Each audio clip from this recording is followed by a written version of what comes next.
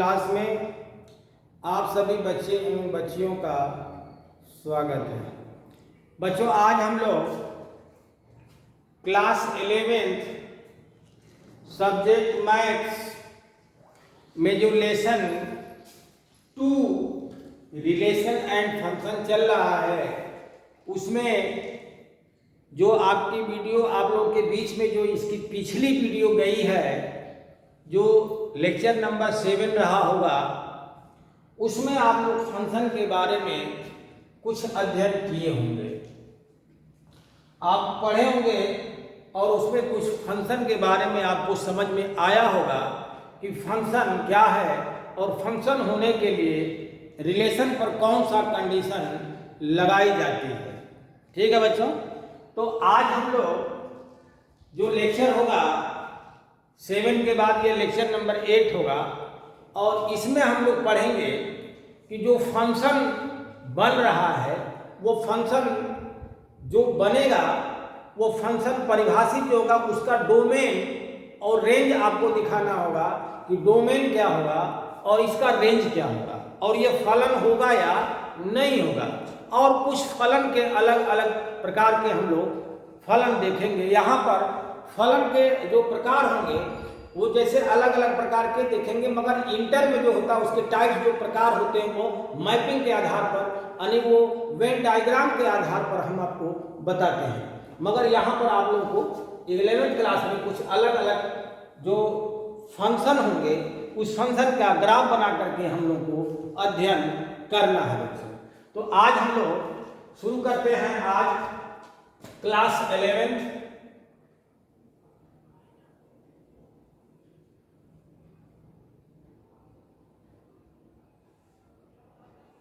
Subject maths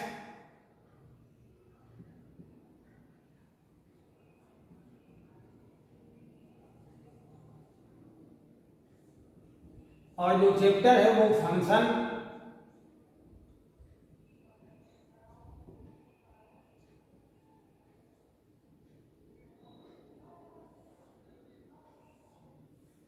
अर्थात इसको फलन कहेंगे।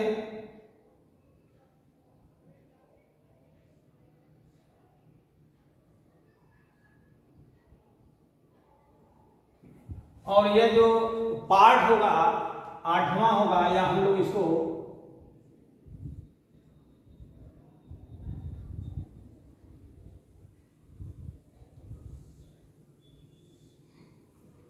आज मैं लिख दे रहा हूं।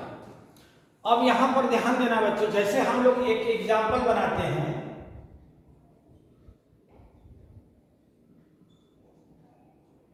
और यह एग्जाम्पल हम एक फंक्शन लिखते हैं। मान लेता हूं कि एक फंक्शन हमने लिखा y बराबर, हम लोग f(x) लिखें, y बराबर f(x) लिखें और f(x) बराबर है क्या, मान लेता हूं कि यह 2x है। तो जो फंक्शन है y बराबर 2x है और कह रहा है कि फंक्शन जो होगा यह नेचुरल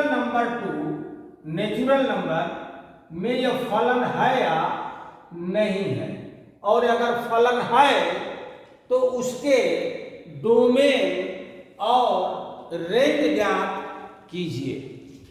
यह फलन जो है देखिएगा, कह रहा कि कोई फलन y बराबर 2x लिखूं या f(x) बराबर 2x लिखूं।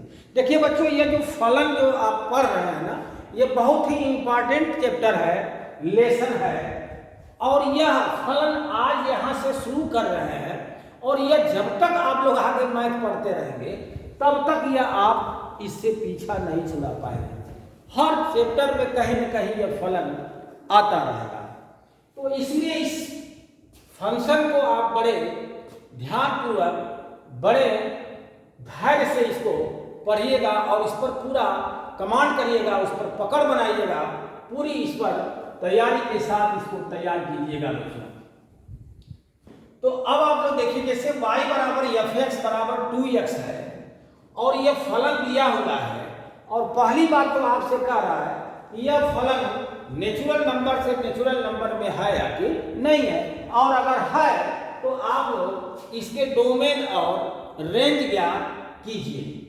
तो आइए हम लोग क्या करते हैं कि एक फलन, अब देखिए यहां से एक मान लेता हूं कि कुछ एक ऐसे मैंने एक सेट ए ले लिया। अब पूरा नेचुरल नंबर तो मैं लिखूंगा नहीं, बस केवल आपको चेक करने के लिए मैं बता रहा हूं कि यहां से यह ए हो गया और मैं यहां से मैं बी लिख देता हूं और इसके बीच में मैं फलन लिख दे रहा हूं और यह फलन है n to n। तो कहने का अर्थ यह है, जैसे मान लेता हूं मैं यहां लिखता हूं 1 2 3 और यहां मैं लिख दिया 1 2 3 4 5 6, इस प्रकार से मैंने लिख दिया।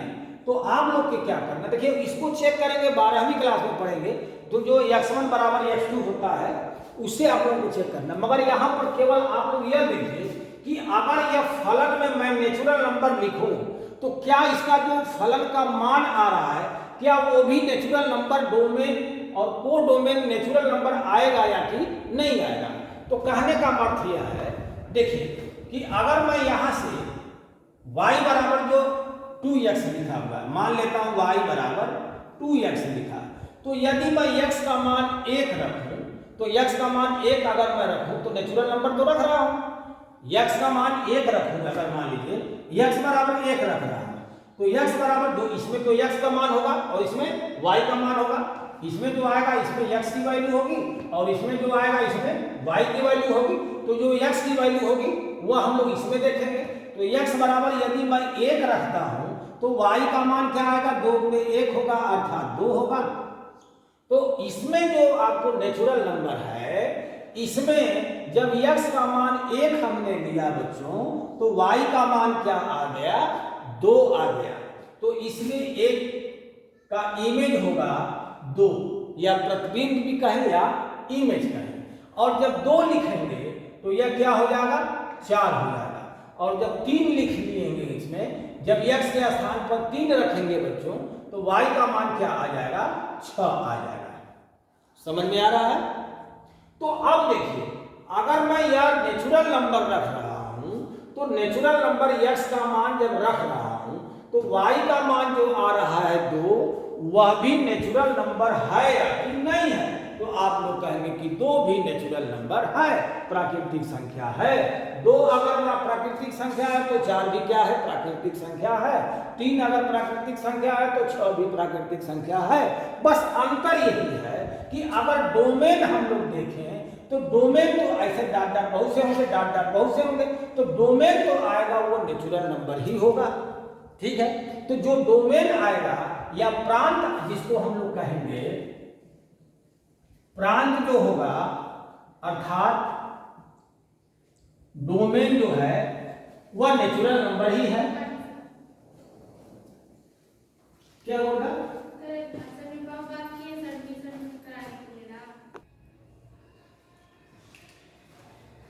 तो बच्चों इसका हम लोग को डोमेन निकालना था, इसका डोमेन निकालेंगे तो डोमेन जो आएगा इसका, यह पूरा देखिए 1 से लेकर के जितने भी नेचुरल नंबर आएंगे सब इसके नेचुरल नंबर आ जाएंगे।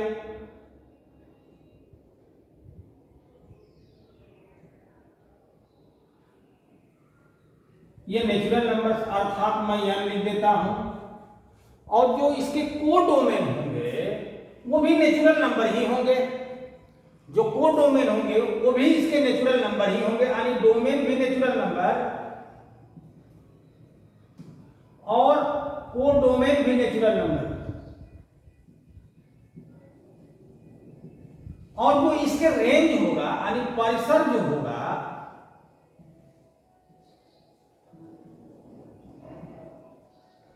जो रेंज होगा बच्चों उसमें कौन कौन से आएगा। देखिए 2 4 6, यानी हम लोग यह कहें कि प्राकृतिक संख्या तो आएगा मगर वो भी सम संख्या आएगा, यानी सम प्राकृतिक संख्या यानी सम संख्या आएगा, सम संख्या यानी इवन नंबर आ जाएगा।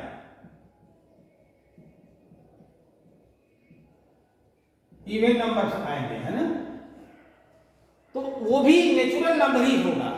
ठीक है, तो इस तरह से जो y बराबर fx बराबर 2x था वो कह रहा था कि n टू n में फंक्शन है और उसके डोमेन और रेंज ज्ञात कीजिए, तो डोमेन इसका हो जाएगा नेचुरल नंबर और जो रेंज होगा उसमें इवन नंबर, अर्थात वो भी नेचुरल नंबर ही होगा, मगर उस नेचुरल नंबर में भी जो इवन नंबर होगा वही नंबर इसके रेंज होंगे। तो इस तरह से एक एग्जाम्पल मैं आपको समझाने की कोशिश किया और यह समझ में आ गया होगा। अब हम लोग दूसरा एग्जाम्पल देखते हैं बच्चों। तो इसको पहले आप लोग नोट कर लेंगे। अब हम इसे मिटा देते हैं बच्चों। तो आइए बच्चों, अब हम लोग अगली हेडिंग देखते हैं और इस हेडिंग में दिया गया है कि कुछ फलन, सम फंक्शन एंड उनके ग्राफ दिया हुआ है, यानी आपको निकालना है कुछ फलन और उसके ग्राफ, उनके ग्राफ देखना है। तो यहां से अब आप लोगों को कोई फलन दिया जाएगा और वो फलन जो होगा R टू R, जो भी फलन आप लोग देखेंगे R टू R यानी रियल नंबर से रियल नंबर में आप लोग निकाल सकते हैं और उस फलन का हम लोग को ग्राफ बनाना होगा। तो नंबर 1 हम लोग लिखेंगे तत्समक फलन। आइए इसके बारे में देखा जाए, बहुत इंपॉर्टेंट यह आएगा। अब इसके बाद जो फलन के बारे में कुछ आप लोग अध्ययन करेंगे। तो नंबर 1 हम लोग लिखेंगे तत्समक फलन, या इसको आइडेंटिटी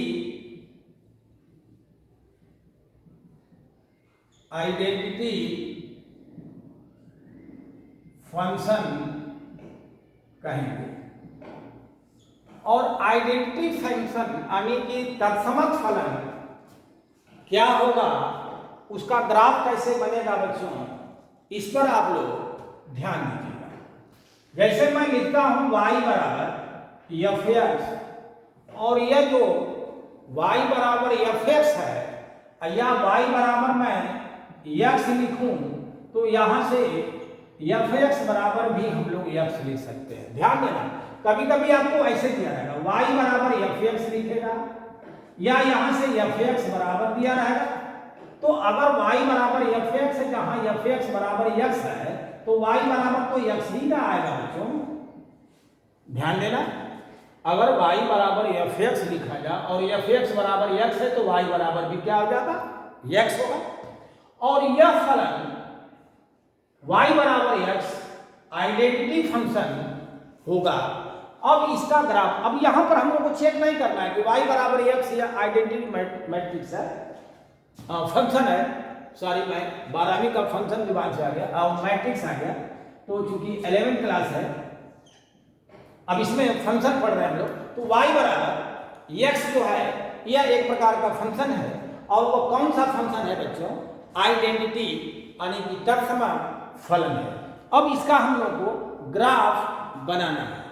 तो आइए ग्राफ बनाने के लिए क्या करेंगे, हम लोग एक चार्ट बनाएंगे। हम लोग एक चार्ट बनाएंगे जिसमें x रखें और यहां पर रखें y बराबर fx लिखें, और यहां से इस चार्ट में हम लोग मान कुछ रखा जाएगा।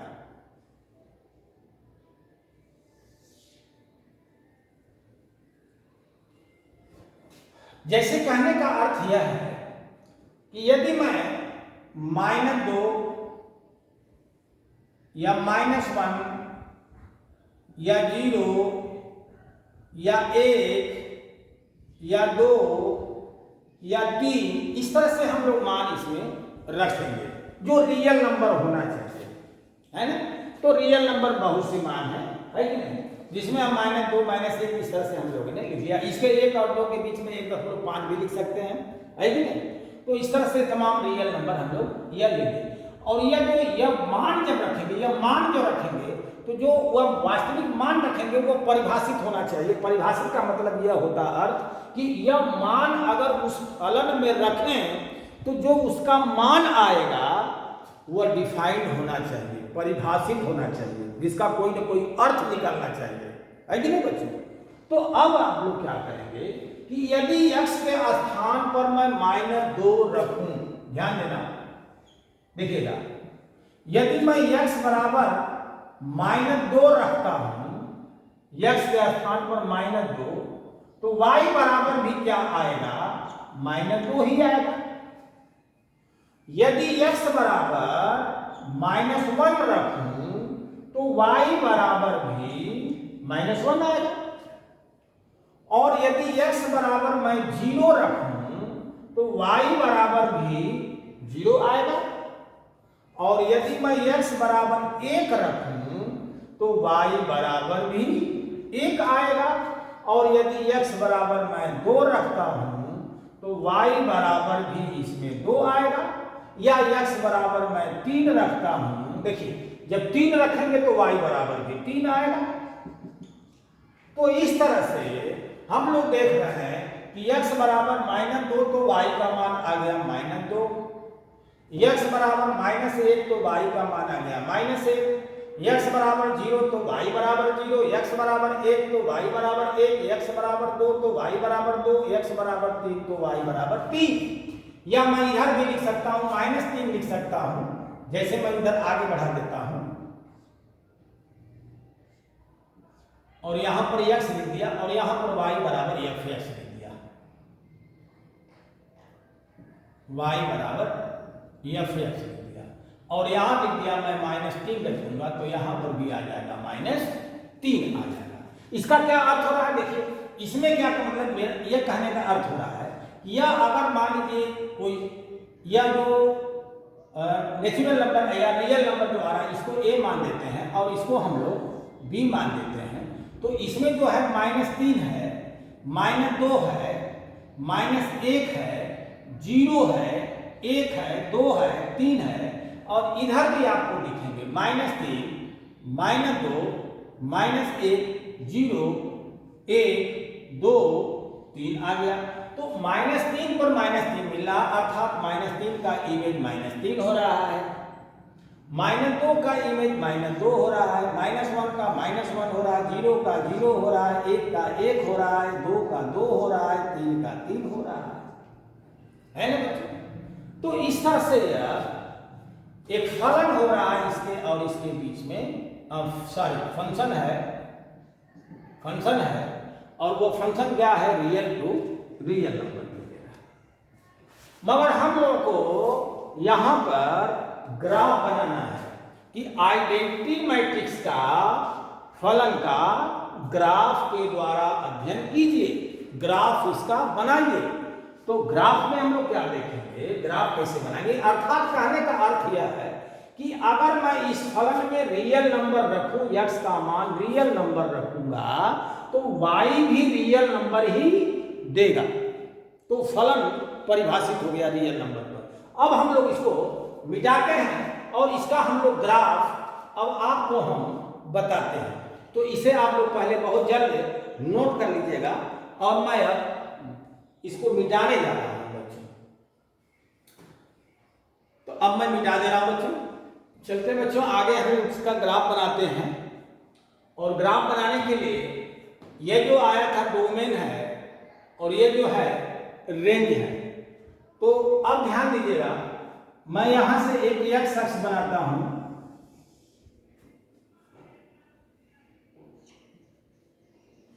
और यहां से मैं वाई अक्ष बनाता हूं।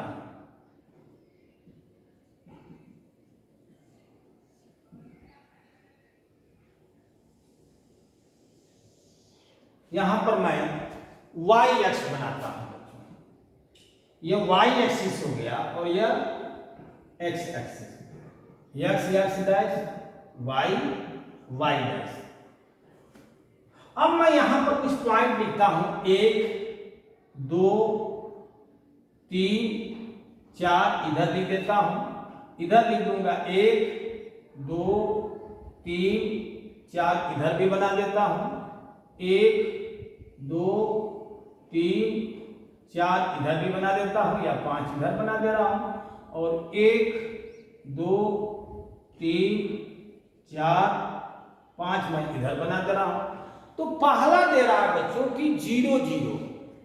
अभी देखिए तो y बराबर fx बराबर x दिया है ना, यह देखिए इसका ग्राफ जो बनेगा, यानी एक वैल्यू जब यहाँ -3 है तो -3 आ रहा है, तो पहले हम लोग 0 से शुरू करते हैं।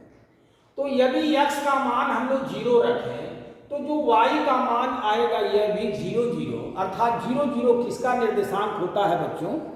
ओरिजिन का, अर्थात मूल बिंदु का। तो यह पॉइंट हो गया 0 0।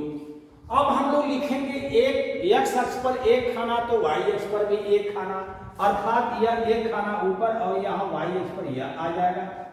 तो यहाँ हो जाएगा 1 1 होगा, इसका निर्देशांक जो बनेगा 0 0, इसका होगा 1 1। अब 2 2 का क्या मतलब? x अक्ष पर 2 खाना चलेंगे तो y अक्ष पर भी 2 खाना चलेंगे, अर्थात हम लोग यहाँ लिख देते हैं।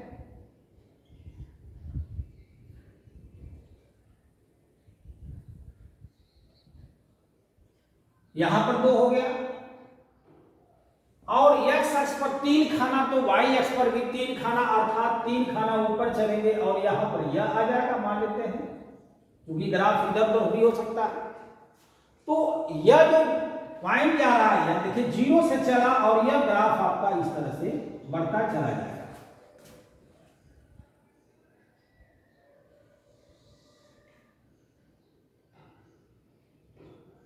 यह जो ग्राफ जा रहा है इधर चला जाएगा। अब इधर देखिए x अक्ष पर -1 खाना तो y अक्ष पर भी -1, अर्थात वह इधर आ जाएगा। -2 और -2, x अक्ष पर -2 y अक्ष पर -2 कहीं यहाँ आ जाएगा बच्चों। -3 कहीं यहाँ आ जाएगा। तो इस तरह से यह ग्राफ, इस तरह से यह चलता जाएगा।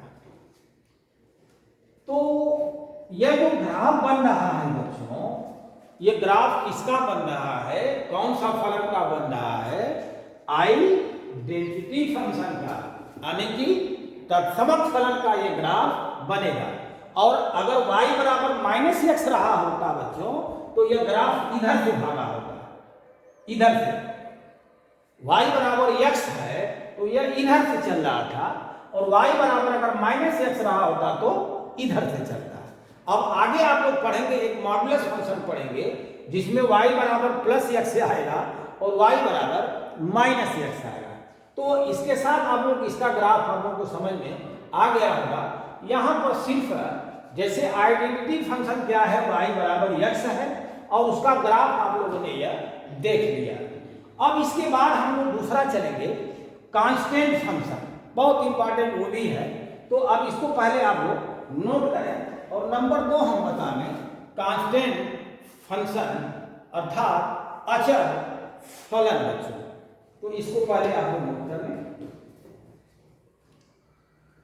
अब हम इसे मिटा देते हैं बच्चों, आप लोग नोट कर लिए होंगे। अब नंबर 2 हम लोग देखेंगे बच्चों। इसके पहले आप लोगों ने आइडेंटिटी फंक्शन देखा, अब हम लोग नंबर 2 कांस्टेंट फंक्शन, नंबर 2 अचर फलन, अचर फलन।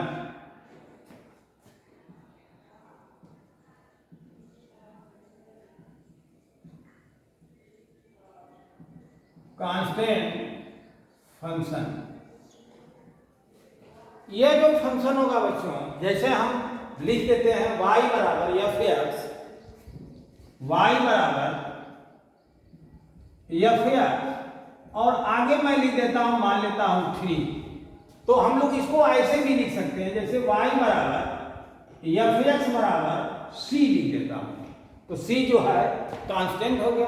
अब वो कांस्टेंट में कितना है यह नहीं मालूम है, इसलिए मैंने y बराबर fx बराबर 3 लिख दिया, ताकि इसका हम लोग ग्राफ बना सकते हैं बच्चों।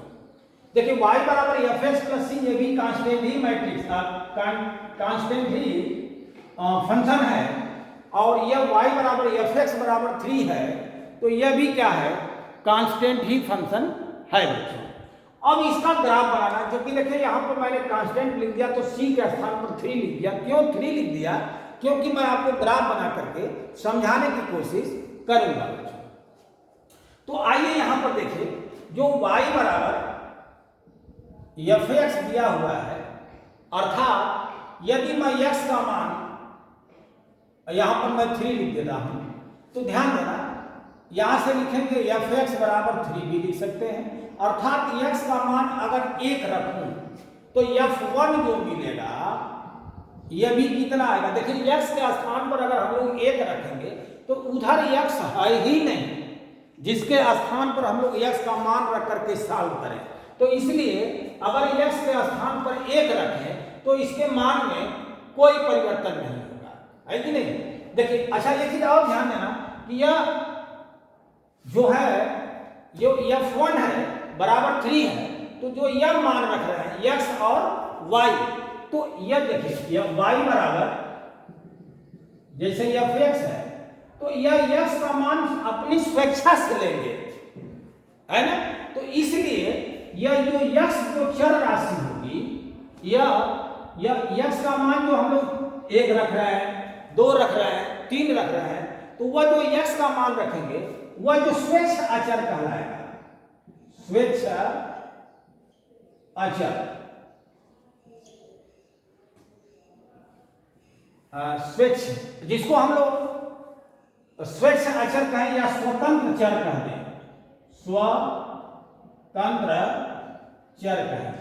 और जो y होगा यह होगा परतंत्र चर, परतंत्र चर होगा। तो यह स्वेच्छा से लिया जाता है और उसका मान रखने के बाद जो सॉल्व होगा वह उस पर आधारित होता है बच्चों। तो इसलिए आप लोग इधर गौर करिएगा कि अगर मैं x का मान 1 रखूं तो इधर भी आपको 3 ही आएगा, और यदि x बराबर 2 मैं रखता हूं तो यहां से आ जाएगा f2, और जब x के स्थान पर 2 रखेंगे इस फलन में तो भी y का मान क्या आ जाएगा? 3 ही आएगा। अर्थात अगर 3 मैं रखता हूं तब भी यह 3 ही आएगा, या मैं -1 रखता हूं तो f-1 का भी मान कितना आएगा? 3 ही आएगा। अर्थात मैं एक चार्ट बनाने जा रहा हूं बच्चों, इसको मैं मिटा देता हूं। अब मैं एक चार्ट बनाता हूं और उस चार्ट के सहायता से हम लोग ग्राफ बनाएंगे, तो इसको हम मिटा देते हैं।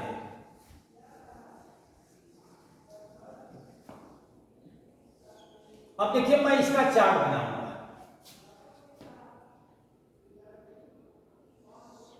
और चार्ट क्या होगा कि यदि मैं इसमें x का मान रखूं और इसमें आएगा y बराबर f(x) का मान आएगा,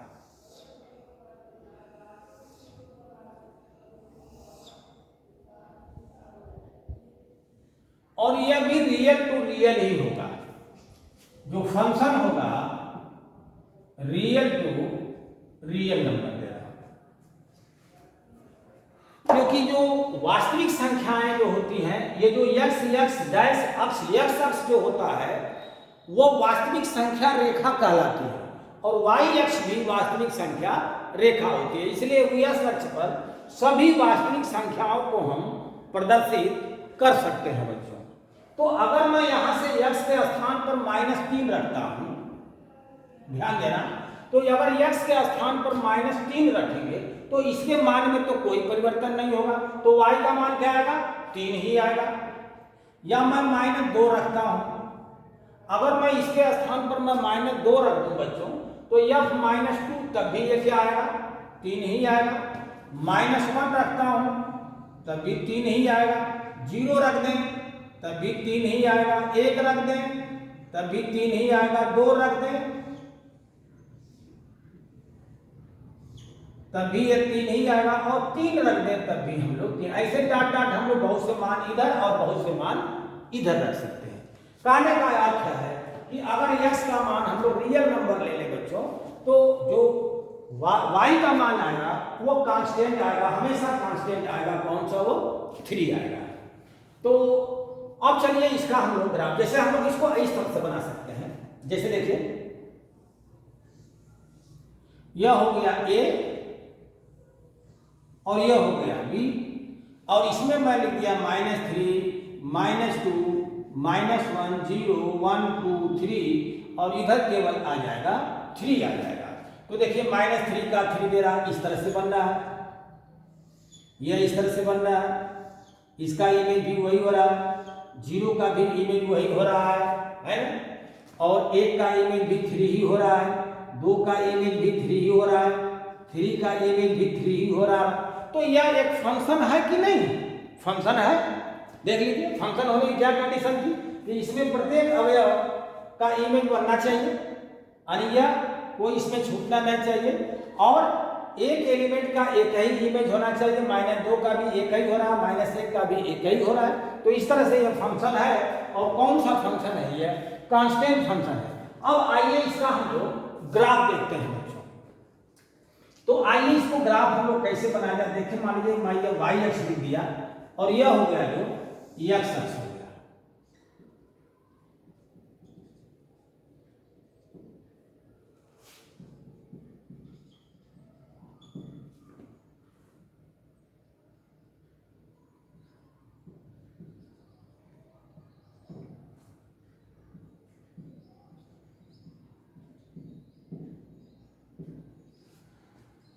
तो अब देखिए क्या कर रहा है इसमें। मैं इस पर कुछ ग्राफ तो चूंकि है नहीं मेरे पास, इसलिए मैं आपको समझाने की कोशिश कर रहा हूँ, ग्राफ बना करके समझाने की कोशिश कर रहा हूँ।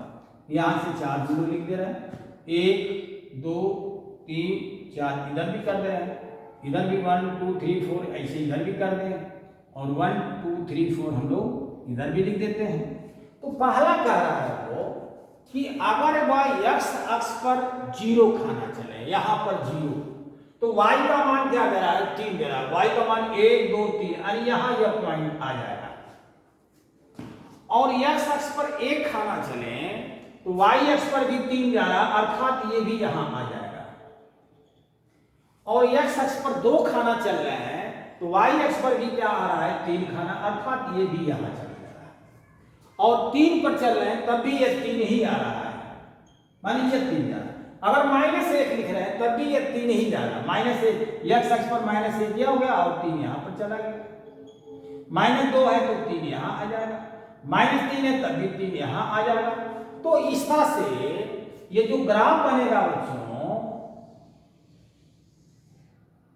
ये जो ग्राफ जा रहा है, बन रहा है, वह जो ग्राफ बना यह किस फलन का बना? यह कांस्टेंट फलन का बना, जो y बराबर fx या 3 कहे। तो अगर मैं यहां से यहां की दूरी c लूं, इस समय तो 3 है, तो c कर दूं तब भी यह y बराबर fx बराबर c भी क्या हो जाएगा? यह कांस्टेंट फंक्शन होगा। और फिलहाल यह c बराबर है क्या? 3 है, तो 3 को खाना पर मैं बना दिया। ठीक है बच्चों, तो अभी मैं 2 फंक्शन आप लोगों को समझाया, जिसमें आइडेंटिटी फंक्शन और नंबर 2 कांस्टेंट फंक्शन। तो इसी के साथ आज का ये लेक्चर मैं यहीं पर क्लोज कर रहा हूँ। आप लोग फेयर बनाते चलिएगा बच्चों, अभी बहुत से फंक्शन बचे हुए हैं। नेक्स्ट वीडियो बहुत जल्द ही आप लोगों के बीच में जो टर्म आपको आएगा उस टर्म में आपको वीडियो मिल जाएगी। 1 दिन का अंतर देकर के आपको वीडियो मिलेगी बच्चों, ठीक है। तो इसी के साथ इस लेक्चर को या इस जो वीडियो बन रही है इसको मैं क्लोज कर रहा हूँ। आप सभी बच्चों को हमारे तरफ से बहुत बहुत धन्यवाद।